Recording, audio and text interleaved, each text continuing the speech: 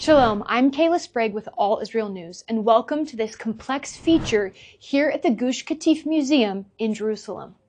20 years ago, Israel carried out one of its most painful national decisions, the disengagement from Gush Katif in Gaza. 9,000 Jewish residents were uprooted from their homes, farms, schools, and synagogues. Entire communities were dismantled in the hope of a more peaceful future.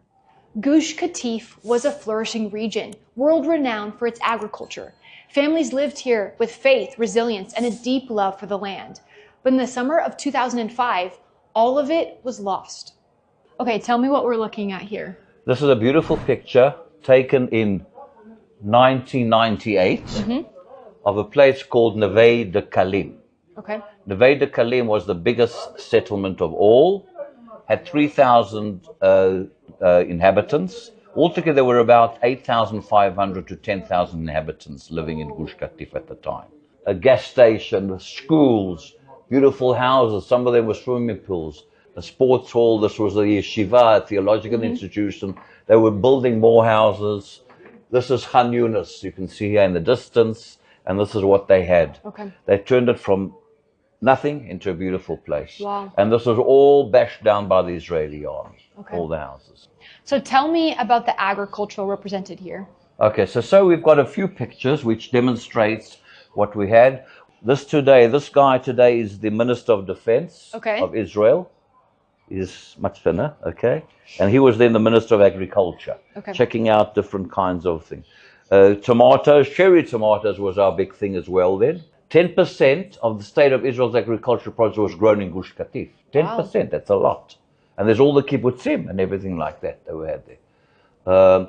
65% of the organic greenhouse vegetables for export originated in Gush Katif. They used to export 65 of what they exported overseas came from Gush Katif. Wow. $25 million was the agricultural exports of Gush Katif farmers. In other words, it wasn't just... It wasn't small. You know, Gush Katif, I put my stick down, this is where I'm living. It was a whole operation. The decision to withdraw from Gaza was rooted in the longing for peace between Israelis and Palestinians. Many believed this painful sacrifice would pave the way for reconciliation and greater security. Okay, so in this room, there are some sobering images as well as footage. Can you describe what's happening in this room? Okay, this room basically, it's called the dark room because the idea here is to cut people off from the museum and for them to experience. People sit here for hours. They just sit and their thoughts go on and on. And if you look at the pictures here, you'll see different pictures depicting the expulsion. And this is a movie here. It's a 5 minutes revolving movie. It keeps on going all the time. Just see the difficulty involved with the soldiers, what they had to do to take people out. And there was no, thank God, there was no civil war. No one was killed. It was a miracle. And we have the respect of, what's his name? The army decided, the government decides, we went along with it. We're allowed to, go against it. You're allowed to argue against it, right? But thank God there were no deaths. Okay, so you mentioned this is your favorite photo. Tell me about it. This is, you see the soldiers with all their might coming along. And they come to kick the family out the house, right? And who do they meet at the door? Little guy, he's probably about 2 years old. And they look at him. See this guy here looking at him, the front guy? And he's like saying to them, you got the wrong address. You meant that house over there. And that's I fell in love with this picture. And this is from 2005. Yeah. Came to his house. They come out to kick everyone out. And it's like David, King David with Goliath, in a way. That Goliath, you see, Goliath is the strength and thing. They come, the army, And this little guy meets him. He says, hey, man, you got the wrong address. Go next door. And in this room, there's a library of many This is a library of articles, a lot of articles. You can see evacuation. every picture is 1,000 words. I mean, look at these guys here.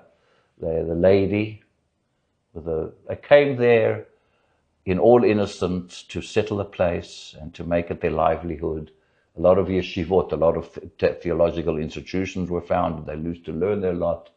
And the woman's crying, and the husband is faith, but still, there's a lot of it. All of this is like this. You see how the chayal and the soldier and the boy walk together. Very difficult. Wow. An hour and a half drive by car. Okay. And they linked arms the whole way from Gush Katif, from the Neve Kalim to the Kotel. Wow. Now, what's the Kotel for us? You go, you put a note in the wall. I want to meet somebody nice to marry, for example, okay? So what note did they put in the wall? It was the Saba, the grandfather of in Neve Kalim. His granddaughter and daughter were at the Kotel. They took a note, they put it in the wall, and I'm sure the note said, we don't want to leave Gush Katif, but God has other plans for us. And we know that. We know that whatever you go through, you don't understand what He wants to do, but He does. And that's part of belief. Yeah. And our belief is that this is Gush Katif, is where we're meant to be. Now, 2 decades later, Israelis are asking the hard questions. Instead of peace, Hamas rose in power. Israeli communities have endured years of rocket fire, and the horrors of October 7th shattered the illusion of coexistence. It is a deeply painful realization that the peace so longed for has not yet been achieved. So what's your hope for the future? The hope for the future of relations with Gaza, the memory of Gush Katif, as you are giving your life, part of your life, to help keep it in the forefront of our minds. What's your hope for the future? My hope is that I believe in God, number one. I've got a lot of belief that this is where we're meant to be. This is our place. And my hope is that we'll carry on living here. And my hope is that I'd like to go back to Gush Katif. As we mark 20 years since the disengagement, the Gush Katif Museum stands as a living testimony, reminding us of the cost of decisions, the resilience of Israel's people, and the importance of remembering history as we continue to pray for a future of true peace. Subscribe to our channel and visit allisraelnews.com for trustworthy coverage from on the ground here in Israel. Shalom from Jerusalem.